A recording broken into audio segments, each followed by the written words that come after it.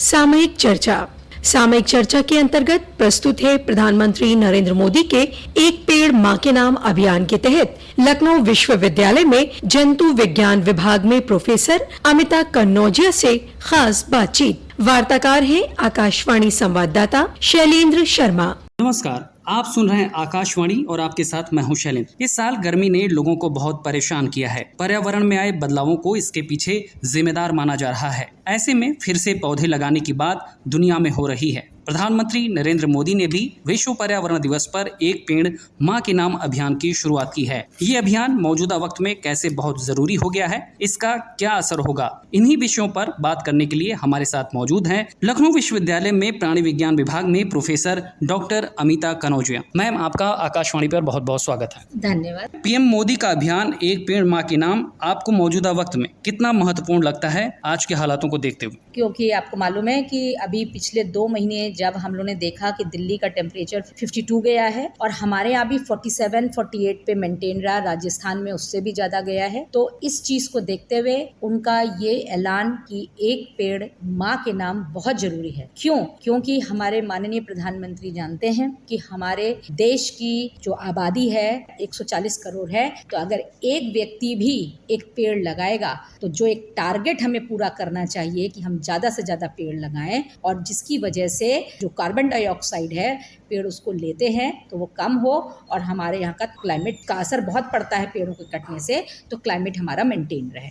लेकिन अगर भारत की बात करें या फिर उत्तर प्रदेश की बात करें तो पिछले कुछ सालों में वनों के घनत्व में आप किस तरह से गिरावट देखती हैं और इसका क्या असर देखती हैं? हमारे उत्तर प्रदेश में 2.2 या कुछ अप्रोक्सीमेट फॉरेस्ट हैं। ये ऐसा क्यों है? कम पहले थे। आपको मालूम है कि उत्तराखंड जब से हमसे अलग हुआ तो कुछ फॉरेस्ट उधर चले गए, तो यूपी में फॉरेस्ट कम हो गए। उसके बाद आपको मालूम है कि हर कंट्री में और हर स्टेट में डेवलपमेंट होते ही हैं, जैसे मेट्रो का आना, रोड्स का बनना, रेलवेज का बनना, घरों का बनना और खेती, क्योंकि खेती भी हमारा देश खेती के लिए जाना जाता है। तो जब हम कन्वर्ट करते हैं उस लैंड को खेती के एरिया में, या हम अर्बनाइजेशन या इंडस्ट्रियलाइजेशन करते हैं, या हम कनेक्टिविटी के लिए रोड्स एंड मेट्रो को करते हैं, तो उसमें पेड़ कटते ही हैं और इसलिए फिर हमारे बीच से जो पेड़ हैं उनकी आबादी कम हो रही है।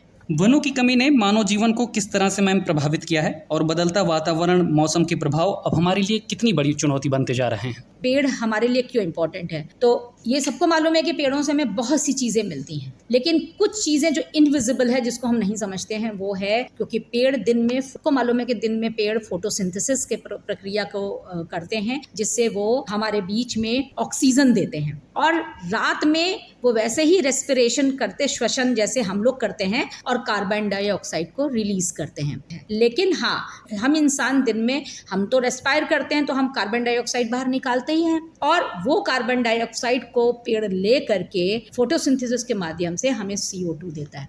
लेकिन जिस तरह से हमारी बदलती हुई जीवन शैली है, इसने पर्यावरण को किस तरह से प्रभावित किया है? हमारे यहाँ पहले जो बूढ़े बुजुर्ग लोग होते थे और जो हमारे दादा दादी होते थे, बच्चे उनके वातावरण में उनके साथ पलते थे, तो बहुत ज़्यादा पेड़ों पे ध्यान दिया जाता था। आप ये देखिए, घर अगर हमारा है तो घर के चारों तरफ अच्छे से ग्रीनरी रहती थी। सब लोग एक न एक पेड़ को, चाहे वो, आपको मालूम है कि इंडियन माइथोलॉजी में पेड़ों की पूजा होती है, तो लोग क्या करते थे, जैसे बरगद की पूजा करते हैं, पाकड़ की पूजा करते हैं, पीपल की पूजा करते हैं, और भी कई पेड़ों की पूजा करते हैं। तो इस माध्यम से पेड़ों का संरक्षण होता था और लगाते भी थे। ऐसा नहीं है कि हम आज अवेयर नहीं हैं, वो लोग इन चीज़ों को जानते थे, और हमारे जितने शास्त्र हैं उनमें भी प्लांटेशन पे बहुत जोर दिया गया है। उस परंपरा को हम लेकर आज तक चले आ रहे हैं। अगर उस परंपरा को हम फॉलो करते हैं तो हमने उसको बचाया है। वही शैली आज तक आनी चाहिए थी, लेकिन अगर ये परंपरा, ये बातें हमारे बच्चों को नहीं जा रही हैं, वो इस बात को अगर नहीं समझते हैं, तो फिर वो उसके प्रति उनके कोई संवेदना नहीं है। पेड़ अगर कट रहा है तो उनके लिए कोई संवेदना नहीं है, वो सिर्फ डेवलपमेंट ओरिएंटेड हैं कि हमको डेवलपमेंट चाहिए। लेकिन उनको ये भी देखना है कि हमें डेवलपमेंट सस्टेनेबल चाहिए, पर्यावरण को भी बचाना है।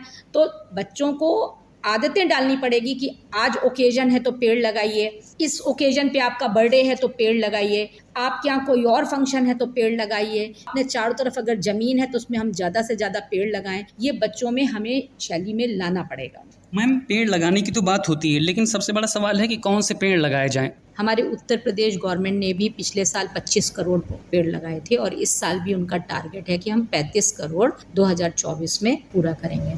हमारे माननीय प्रधानमंत्री जी का भी टारगेट है कि हम सितंबर तक नियर अबाउट 80 करोड़ पेड़ लगाएंगे हिंदुस्तान में और अगले 2025 मार्च तक हम 140 का टारगेट पूरा करेंगे। पेड़ जरूर लगाएं, अच्छी बात है, लेकिन 2 चीज़ों का ध्यान दें। जैसे हमने अभी आपसे कहा, हम ज़्यादा अच्छा है कि हम सिटी को हरा भरा बनाना चाहते हैं। हम कहते हैं ग्रीन इंडिया, ग्रीन यूपी, भले हम भी ये कहते हैं कि हमारा ग्रीन विश्वविद्यालय या हमारा ग्रीन सिटी, लेकिन ग्रीन कैसे?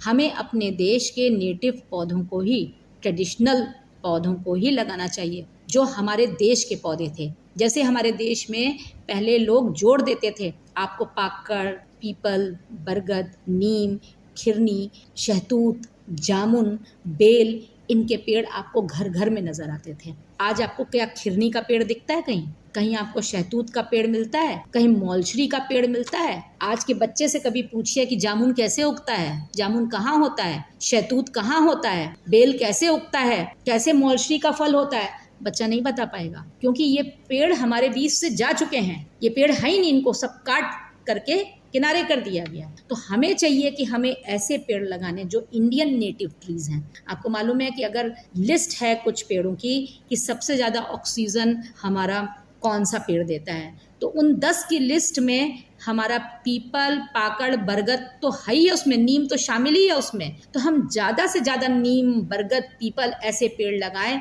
ना कि हम पाम लगाएं जिसका कोई यूज़ नहीं है, सिर्फ उसकी ब्यूटी है और वो सिर्फ सुंदरता देता है लेकिन ऑक्सीजन नहीं देता उतना। तो हम ऐसे पेड़ लगाएं जो ज़्यादा ऑक्सीजन देता है। माँ के नाम से पेड़ लगाने की पीएम मोदी की अपील का सामाजिक संदेश आप किस तरह से देखती हैं? जब उन्होंने मन की बात में कहा कि माँ का प्यार हम सब पर एक कर्ज की तरह है, तो क्या पेड़ लगाना भी एक हमारा सामाजिक दायित्व है? बिल्कुल है।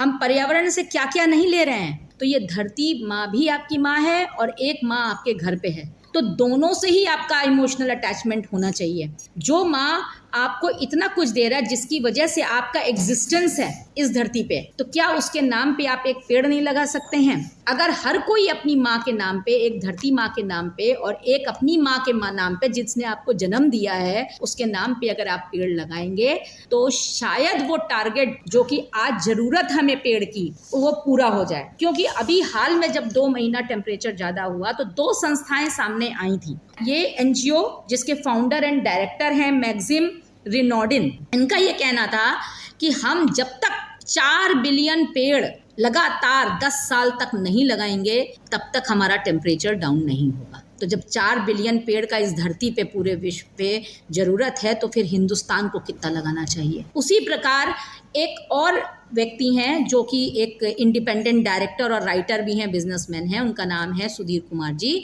जो कि उन्होंने कहा कि 500 करोड़ पेड़ हमें लगाने होंगे भारत में, तब कहीं हम टेम्परेचर को मेंटेन कर पाएंगे। तो आप मानिए कि कितना बड़ा टारगेट है। और क्या ये सिर्फ जिम्मेदारी फॉरेस्ट डिपार्टमेंट की है? क्या कॉमन मास और पब्लिक की नहीं है?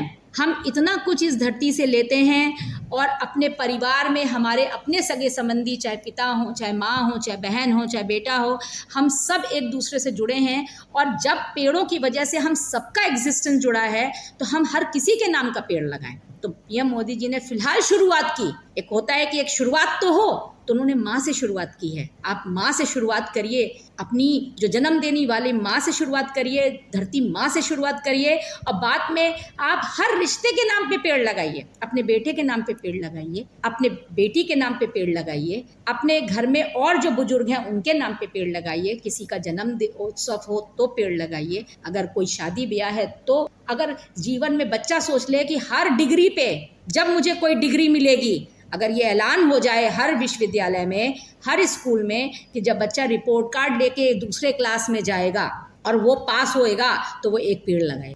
हर स्टेज पे हमें जो उपलब्धि अपने स्टेज पे मिलती है हम उस पे हर पेड़ लगाएंगे तो हमारा टारगेट पूरा करने में बहुत आसानी होगी। बिल्कुल मैम, वृक्षों का हमारे पर्यावरण के साथ ही सामाजिक जीवन में भी बड़ा योगदान है। ऐसे में मौजूदा वक्त में अभियानों की भूमिका भी बड़ी हो जाती है। आपका बहुत बहुत शुक्रिया ma'am. Thank you so much. सामयिक चर्चा के अंतर्गत अभी आप सुन रहे थे प्रधानमंत्री नरेंद्र मोदी के एक पेड़ माँ के नाम अभियान के तहत लखनऊ विश्वविद्यालय में जंतु विज्ञान विभाग में प्रोफेसर अमिता कन्नौजिया से खास बातचीत।